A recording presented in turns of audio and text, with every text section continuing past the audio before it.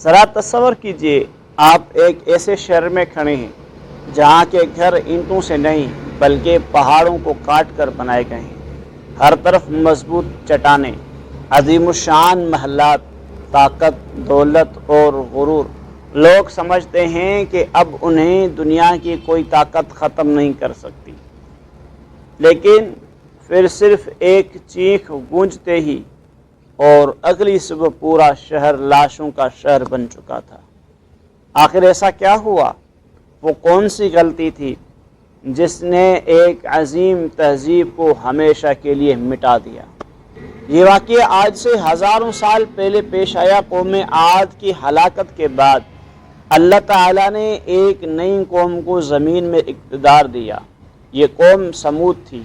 انہیں طاقت بھی ملی، دولت بھی ملی اور ایسی مہارت ملی کہ وہ پہاڑوں کو تراش کر اپنے لیے مضبوط گھر بنایا کرتے تھے۔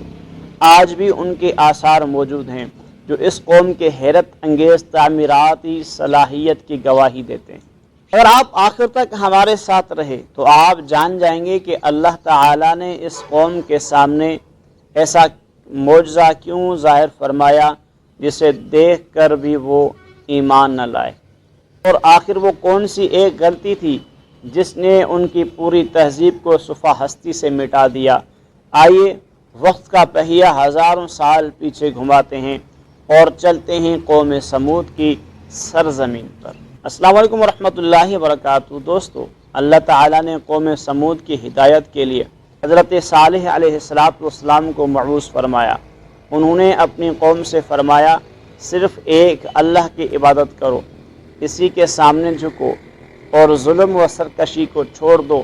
لیکن قوم کے سرداروں نے ان کی دعوت قبول کرنے کے بجائے ان کا مذاق اڑانا شروع کر دیا۔ انہوں نے کہا کہ اگر تم واقعی اللہ کے رسول ہو تو ہمارے لیے کوئی نشانی لے کر آؤ۔ اللہ تعالیٰ نے ان کی آزمائش کے لیے ایک عظیم معجزہ عطا فرمایا، ایک اونٹنی، جس کے بارے میں حضرت صالح علیہ السلام نے فرمایا کہ یہ اللہ کی اونٹنی ہے، اسے نقصان نہ پہنچانا، اسے اللہ کی زمین میں چرنے دو۔ یہ صرف ایک جانور نہیں تھا بلکہ ایمان کا امتحان تھا۔ لیکن تکبر انسان سے ایسی غلطیاں کروا دیتا ہے جن کا انجام صرف تباہی ہوتا ہے۔ قوم کے سرکش لوگوں نے منصوبہ بنایا اور اس بے گناہ اونٹنی کو قتل کر دیا۔ پھر انہوں نے حضرت صالح علیہ السلام سے کہا، اگر تم سچے ہو تو وہ عذاب لے آؤ جس سے ہمیں ڈراتے ہو۔ حضرت صالح علیہ السلام نے فرمایا، اب تم اپنے گھروں میں صرف 3 دن رہ لو، شاید ابھی بھی وہ توبہ کر لیتے، شاید ابھی بھی اللہ کی طرف لوٹ آتے، لیکن ان کے دل پتھر سے بھی زیادہ سخت ہو چکے تھے۔ وہ ہنستے رہے، مذاق اڑاتے رہے اور اپنے انجام سے بے خبر رہے۔ پھر وہ صبح آئی جسے وہ کبھی بھول نہ سکے۔ اچانک زمین لرز اٹھی، ایک زبردست چیخ آسمان سے گونجی، ایسی چیخ جس نے طاقتور جسموں سے جان نکال دی۔ قرآن بتاتا ہے کہ وہ اپنے گھروں میں اوندھے منہ پڑے رہ گئے۔ جن پہاڑوں کو وہ اپنی حفاظت سمجھتے تھے وہ بھی انہیں اللہ کے عذاب سے بچا نہ سکے۔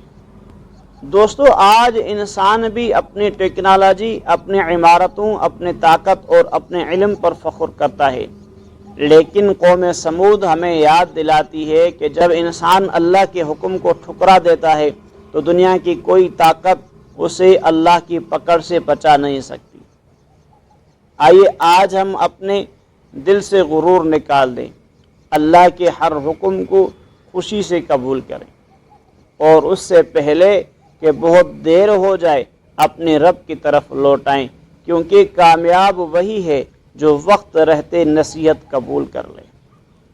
اللہ تعالی ہمیں قوم سمود کے انجام سے عبرت حاصل کرنے اور حضرت صالح علیہ السلام کی دعوت کو اپنی زندگی میں اپنانے کی توفیق عطا فرمائے، آمین یا رب العالمین۔